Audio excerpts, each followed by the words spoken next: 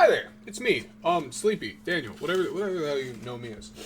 So, I have a criticism today.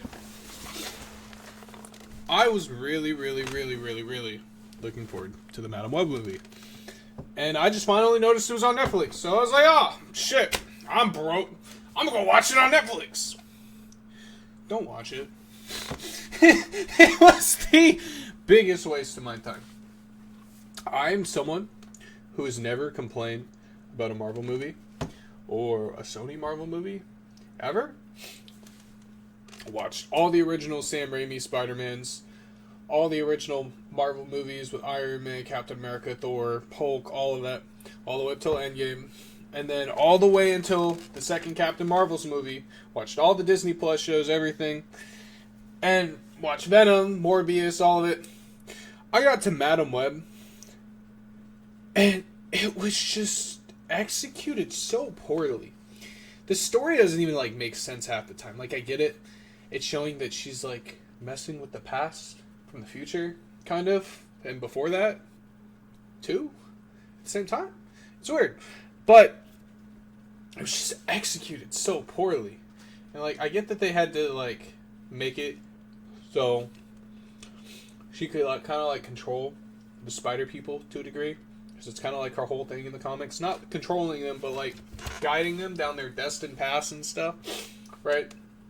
And it was a kind of a cool little nod that Ben, her partner, was Uncle Ben from the Spider-Man movies. Come on, guys. That's kind of cool. Don't get me wrong. And I realized, a quarter of the way through when they said, Ben. Oh, they're going to be away for this many days. Blah, blah, blah, blah, blah. Super cool. Don't get me wrong. That was cool. I like that. So, before we completely criticize it, I will give it some props. I think their casting for the three girls perfectly portrayed how I picture them in the comic books. And I think the actor was genuinely a good pick for Madam Web. Was she a little on the younger side because it's her origin story? Yeah, sure. Cool. Whatever. Was there really a better story that they could have done? It just felt clunky at times. Spoiler warning.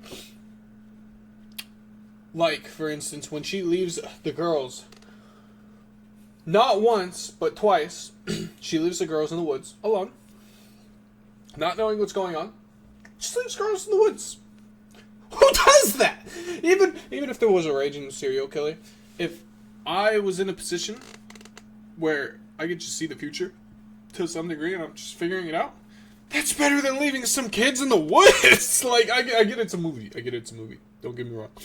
Leaving kids in the woods, though? Okay. And then having to use your power that you would have already had to use to save them? I mean, you might as well have just kept them with you with how you had to save them. And how the cop supposedly kind of just made it so she was the abductor in the movie. But then, later, halfway through the movie, they completely forget about that plot point. About how she abducted them, quote unquote. There's no repercussions whatsoever, and it's not explained how she got out of it. And then on top of that, second time she leaves, it felt so clunky when she went to Peru. That didn't make sense to me. How are you just going to go from, I'm in the United States? Didn't show, plane ride, nothing. It showed the plane landing. That was it. And then it was oh, I've been waiting for you, just as I said I would. And when he said that he would be waiting for her at the beginning of the movie, I was like, oh shit. How are they going to make this actually seem somewhat feasible? I was like, is she going to be raised in Peru? Is she going to be, is he gonna follow her to New York? Or what? And raise her? And it was just done in the weirdest way. Another thing, how did she get adopted into foster care? Where did he drop her off at? Hi guys, I'm the spider person who lives in the Peru jungles. And here's your baby. It came out this person's womb. Oh, also here's her dead body. Did they even give her the dead body? They give the United States the dead body in the movie? There's just so many things that are just so wrong about this movie.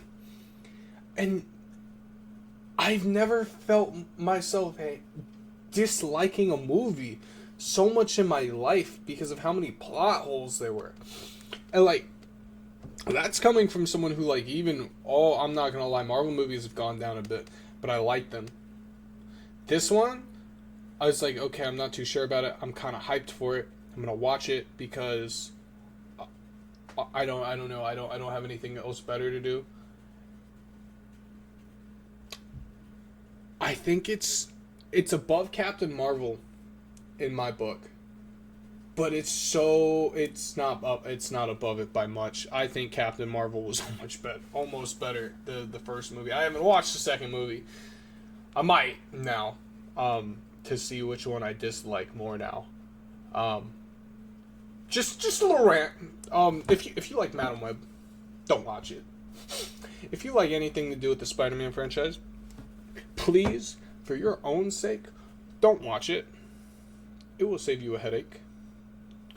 Like, only thing that they have going for them right now are Into the Spider-Verse, Venom, and the Spider-Man game. Don't watch any of Sony's other garbage. That's what we're gonna call it. Garbage. Anyway, if you like this, if you want to see more videos like this where I just kind of give my little reaction to things that I've watched or seen, I know that I kind of just stayed on a Google screen, but I'm not gonna go pull up individual clips from a movie and get copyrighted or sued. So, bye. Have a nice day. Make sure you like and subscribe. Bye bye.